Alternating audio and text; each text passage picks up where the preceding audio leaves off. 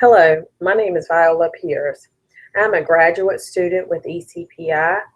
I'm in their Masters of Nursing program with a concentration in leadership. I am presenting my graduate project, which deals with blood culture contaminations. I'm going to screen share now so that you can see my PowerPoint that comes with the blood culture contamination. I'm going to start the slide from the beginning. So again, my name is Viola Pierce. I have my Bachelor's of Science in Nursing from Winston-Salem State University, and I also have my Certified Emergency Nursing. So that's what the CEN is for. So just want to tell you a little bit of a background about the history of the hospital that I work at, and the reason why the problem, where the problem arose with the blood culture contamination. So I work for Nash Healthcare Systems. It's in Rocky Mount, North Carolina. The hospital was actually, it opened its doors in 1971. Today we have 282 beds. It's centrally located, so we have a main hospital, and then we also have Nash Day Hospital, we have Coastal Plain Hospitals, and Bryant T. Aldrich Rehab.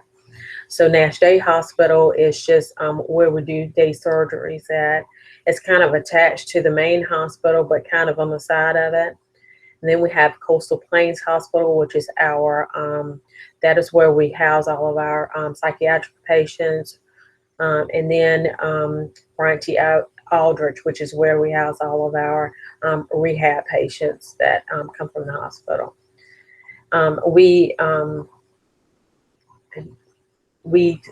use all those facilities in order to, care for our patients on a daily basis. I'm going to tell you a little bit about the emergency department. So the emergency care center is what has been called in the past, and has been called since I have been there.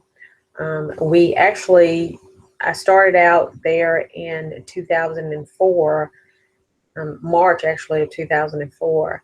I started out there in the old emergency room, and so at that time we had about 29 beds in the emergency department. But we moved over to a new emergency department because we were growing and we were expanding. At that time, we were seeing about 60,000 visits a year. But as a result of our move over to the new emergency department, we expanded our beds to about 59 beds. And so what we did was we opened up a behavioral health unit, which we already had, but it was not a locked unit. We also opened up the 11th pediatric emergency department that was separate from the main adult emergency department in the state. We also have fast track, which is like, your non-emergent patients that come through that have, can typically be seen within an hour in and out. And then you have your rated department, which is outside of the main ED. In the rated department, what that does, so if you come into the emergency department and you are what's called a vertical 3, so we have a 5-level triage system. We have 1, 2, 3, 4, and 5. So with a 5, basically you don't use any resource. You're a quick in and out. A toothache would be an example of a 5. And then, so say for instance, you come in and you're a 4. So with a 4, you will use one resource. And so those patients come in and, a resource could be an x-ray. And so say for instance, you came in and you had a fall, a tumble for the day, and you just need an x-ray. Nothing seems to be broken, but you're going to go and have an x-ray anyway. So that would be a 4. A level 1 is a patient who comes in and the patient is not breathing, basically. And then a level 2 is a patient who is a high-risk patient, but a patient that may not necessarily need life-saving measures at that time.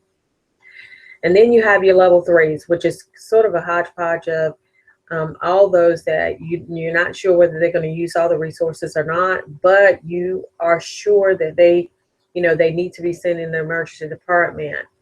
Well, you have two types of level threes. You have your vertical level threes, which means that those are the patients that you really, really question whether they're going to get admitted or whether they're going to get discharged or not.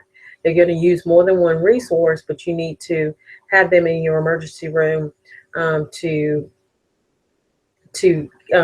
expedite their care. And so with those vertical level threes, which means that they're standing and they can continue standing or sitting up basically throughout that visit, then you want to run them through your rated department. Your horizontal level threes, which those are that you're almost sure this is going to get admitted, you don't want to run them through your rated department, because what happens is that they use a lot more resource and they use a lot more time. The vertical level threes, within an hour, you need to be making a decision as to whether they're going to be admitted or whether they're going to be discharged. If they're going to be admitted, then you move them to an extended rated bed, which is on the main side of the emergency department. Or if they may be discharged, they're going to be discharged, and you remove them to results waiting. But you do all this, and this quick decision making occurs within the hour. So with these departments, the pediatric department, the fast track, and the rated area, and also the triage area, this is where you use a combination of basically nursing. Actually, in these parts of the department, all nursing draws and collects all blood, whether it be blood cultures. The only thing that they cannot collect is any blood for blood sampling if they're going to receive any blood products. Other than that, they collect all the other blood cultures, any blood samplings for CBC, Chem 7s, anything.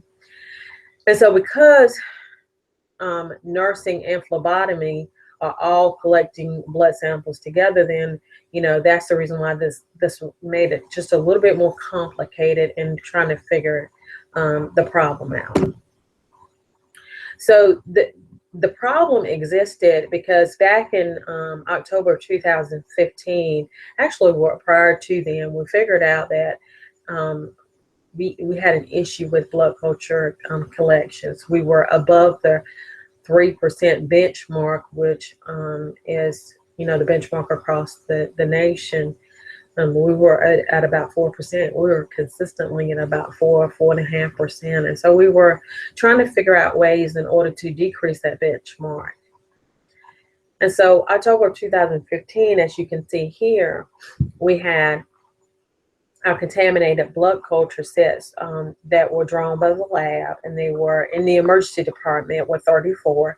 The contaminated blood culture sets drawn by nursing were 23. Now we as nurses, we draw a significantly less amount of blood cultures than the phlebotomists do. So we're probably always going to have less, but you still don't want to have that many contaminated blood cultures. You don't want to have any at all.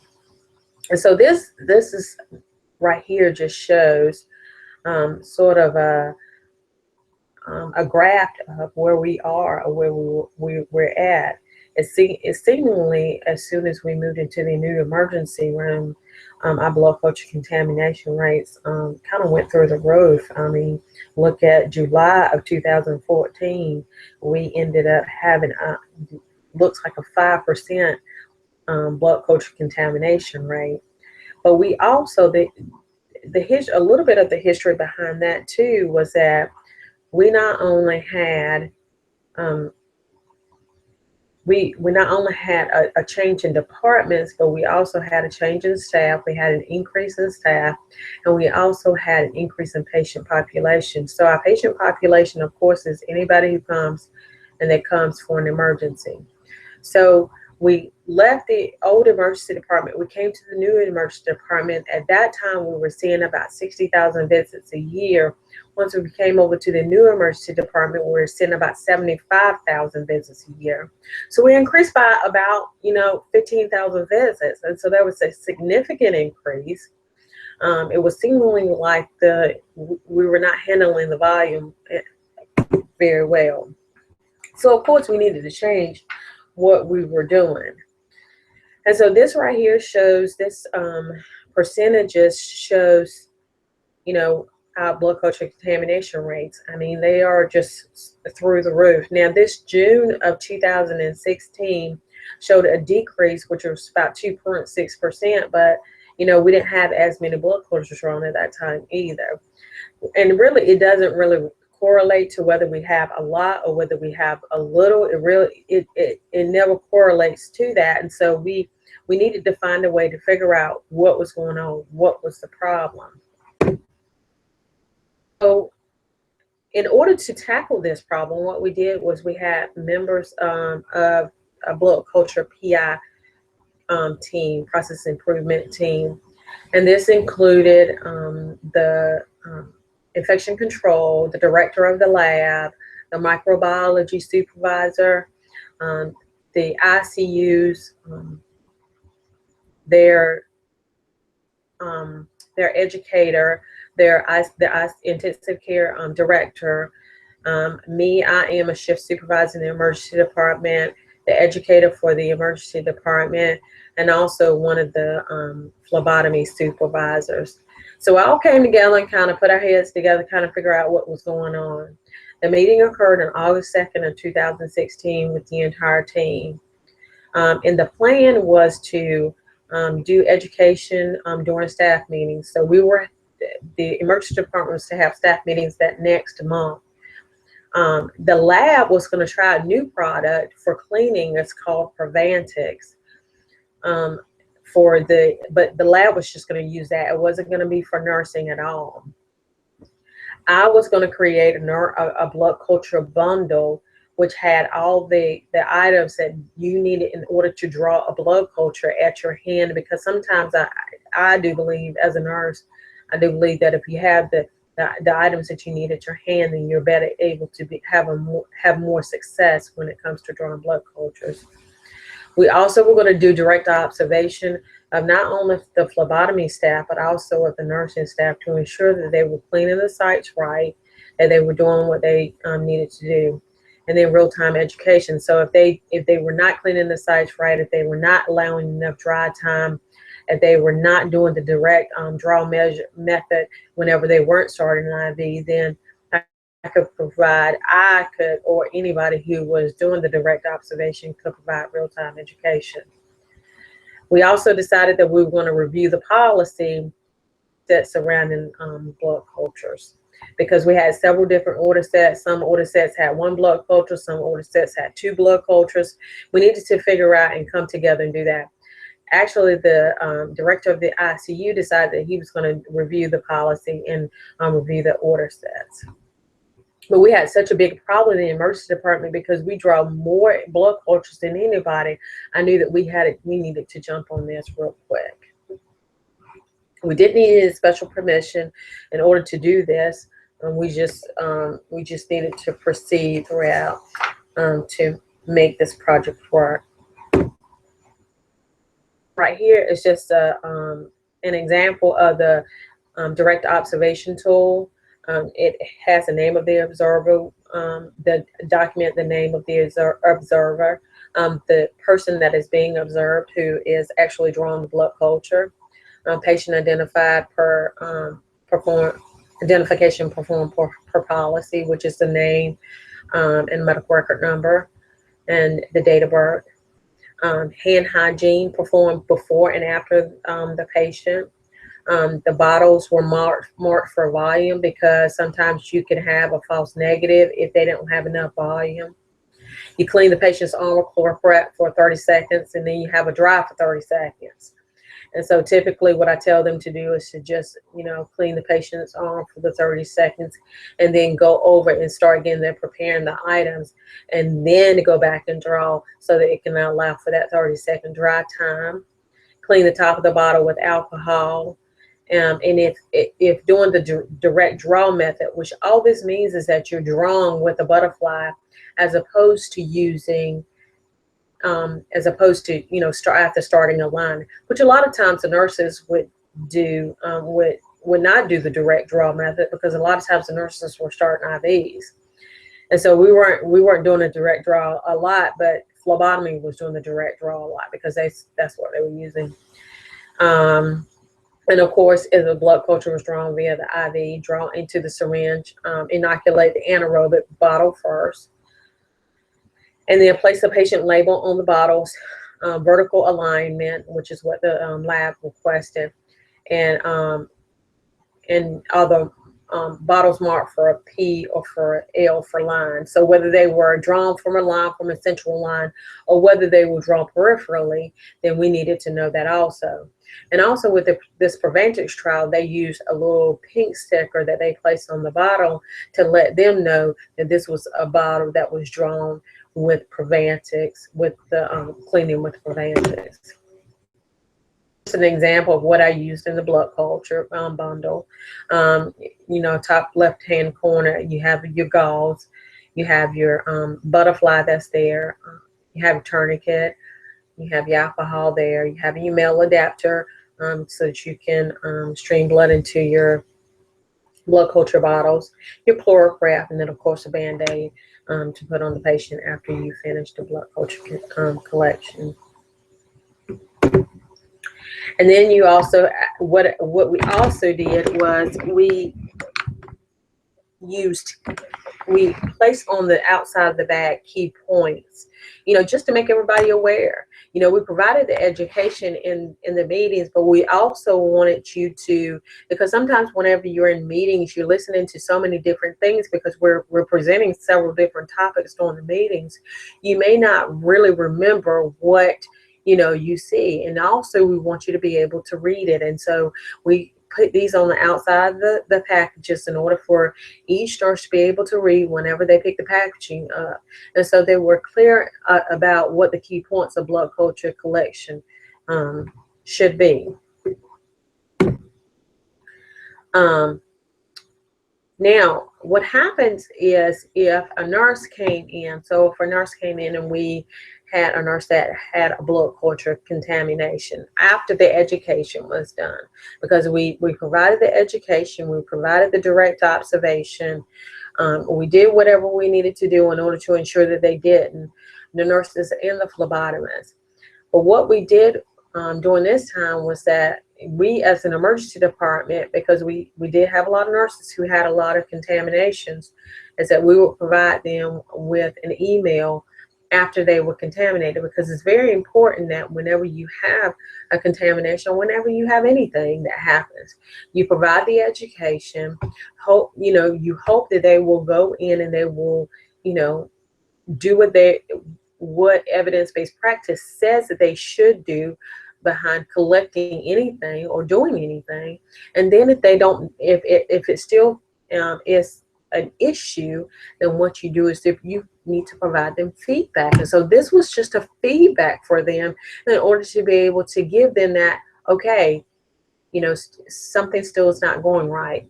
And so what we did was we provided with them with the event occurrence date, the event ID, which means that, the date that it happened, the ID of the patient, the medical record number of the patient, the person's name, the collection type, whether it was via, whether it was nursing or whether it was nursing assistant. And then we also, again, provided them with, please remember these key points to reduce blood culture contamination, so that they could, again, read it and be reminded, this is an issue. We need to take care of this. It's costing our patients. So it went very, very well, actually, because our improvement was, during that time, we had a decrease. So this is October of 2016. I know it's not showing on this slide, but it was October of 2016. We went from 23 nurses down to 7 nurses. And actually, it was actually 6 nurses from the emergency department, because one of the nurses that was on the list used to work in the emergency department, but now she works in IV therapy. And so it was a significant decrease. Now, with the Prevantix trial by the lab, we didn't see such a huge increase from from the previous to now. And so I don't really know whether the Prevantix help, but I do know that this just providing them with feedback, helping them to understand the importance, providing them with the education, really, really helped. I also, if a nurse came in and the nurse maybe had, one blood culture contamination on this day, and then we also had another one on the next month, then I would pull that nurse into the office and I would sit her down and I would help her to understand what was going on, the reason why I was pulling her in, and I would, provide some real-time feedback. Not real-time feedback, but, just a crucial conversation about how things were going. How can we reduce this? How can we get better with this? Because there were times when, nursing would collect the blood culture, but then we would hand it off to the lab in order for them to actually collect it in the computer. Well, whenever they would do that, they would tie our initials to that, or tie the nurse's initials to that. And when they would tie the nurse's initials to that, what would happen is they would then be deemed for that blood culture if that blood culture did in fact come back contaminated. Well, we were able to see that in the system by doing the auditing process in order to figure out who drew what. I told the nurses that if you fear that the phlebotomist is not collecting the blood cultures correctly, then you need to follow through with that process. You don't need to hand it off to phlebotomy. You need to finish collecting that blood culture yourself. As a result of this this feedback and this focus on these blood cultures, we got a lot better. And so I think that it was something that we were successful at. Another thing too is that we really need to roll it out, this whole process, throughout to the entire organization, because although it helped us in the emergency department with the nurses, it really didn't, there wasn't a significant difference in the lab staff and their blood culture contamination rates. And so we really need to, as a result, roll it out to the rest of the organization. And so we will definitely do that. I do want to say, tell about the course objectives that were met by the assignment. Program outcome 1, which is integrate evidence-based nursing practice and related sciences for continual improvement of nursing care to individuals, families, and communities. So we did evidence-based practice. We looked it up. We found out that the bundles really, really worked because they were, just in time. When you're busy in the emergency department, nurses don't want to go look for things. They're more apt to not do the collection right versus go looking for whatever they need. And so, with us having it right at our hands, in the drawers every day, the nursing assistant stocking the drawers every day with these blood culture bundles, it really, really helped us to gain momentum on this. Perform as a member and leader in nursing by implementing a patient safety measure and quality improvement initiative as a part of an interprofessional team, using appropriate theories, communication skills, and effective group dynamics to manage and coordinate care. And so I didn't do this by myself. I was part of an interdisciplinary team. It was not just myself who was part of this. It was the charge nurses who, helped me to ensure that the nursing assistants every day, was stocked the drawers with the blood culture bundles. It was also the educating in the emergency department who helped me erect the email in order to send out to the nurses. It was also the lab staff who helped me to understand, exactly what the issue was. They really, really explained it well, what measures we needed to take. And so it was all of us that came together in order to coordinate this care, do the safety measure for our patients. Apply systemic quality improvement management models that meet patient safety goals and initiatives and improve nursing care and patient outcomes. Program outcome number 3. And then program outcome number 4, act as a change agent by substantiating and applying research outcomes in practice settings to resolve nursing practice problems, translate and disseminate resulting nursing knowledge across the healthcare organization. Now, I did all that, but I didn't do it across the organization. So I should have done it across the organization. And so we will, we will roll that out as soon as possible. And then utilize current technologies to ethically analyze patient outcomes, communicate, enhance, and coordinate care across the continuum.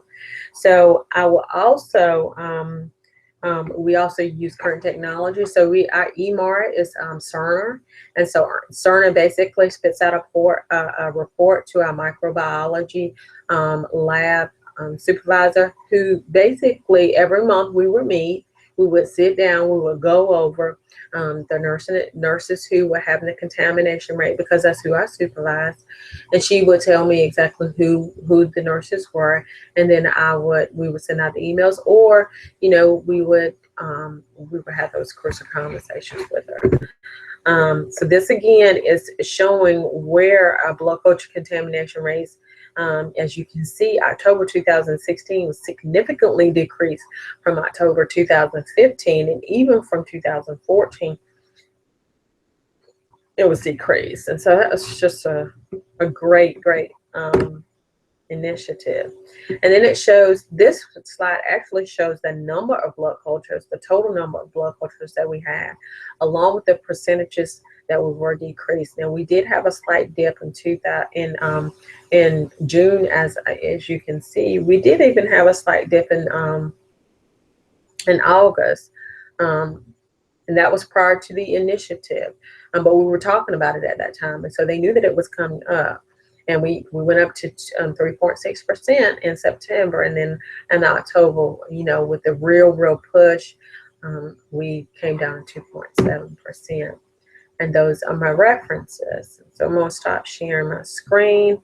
It has been good sharing with you. This has been a great project.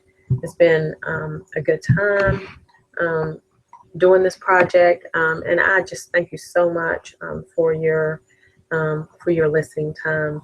You have an awesome night.